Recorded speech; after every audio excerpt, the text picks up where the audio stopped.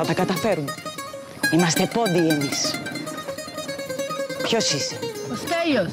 Ο Καζατζίδης είσαι. Υπάρχω κι όσο σε σένα θα πιάσει τόπο. Εσύ είσαι γεννημένος γι' αυτό. Θα βγάλουμε 100 τραγούδια. Υπογράψει μόνο τώρα. Και κάνουμε με τον Άκη 6 τραγουδάρες. Μόνο εσύ. Μόνο η φωνή σου μπορεί να τα πει. Άρε Άκη. Υπάρχω. Μ' αγαπάει ο κόσμος το γιούκα σου. Εσύ είσαι ο πριγκιπάς. Στα μάτια σου που Ο Στέλιος, κυρία Γκρέι. στα χείλη σου. Στέλιο, είσαι όλη μου ζωή.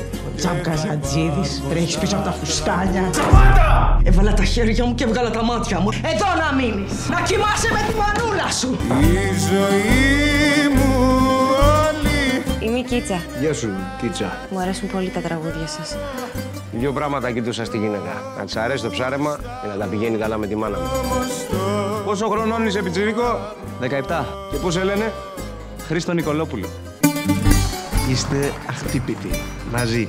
Όλες λέμε την τύχη σου, μικρή. Να είναι δεύτερες. Να πάμε στο κτήμα, να κάνουμε οικογένεια. Κανείς δεν θέλει να μ' ακούσει να λέω κάτι δικό μου!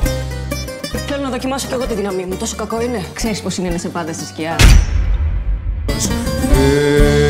Είσαι γυναίκα μου τώρα και είσαι δίπλα μου. Και άμα σου ξυνίζει και το σπίτι μου και η μάνα μου, τραβήξου!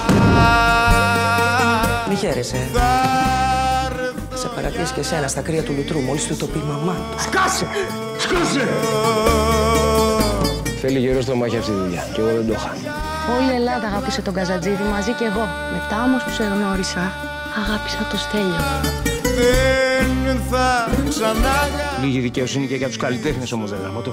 Βγάζουμε ψίχουλα και εσείς εκατομμύρια. Πρέπει να τελειώσει αυτή η εκμετάλλευση.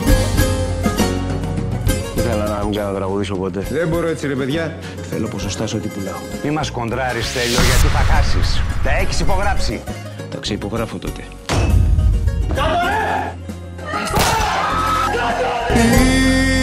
Είμαι και αρχή και φινάλε και στη σκέψη σου βάλε πως αν κάνεις δεσμό με σε λίγο καιρό θα χωρίσεις γιατί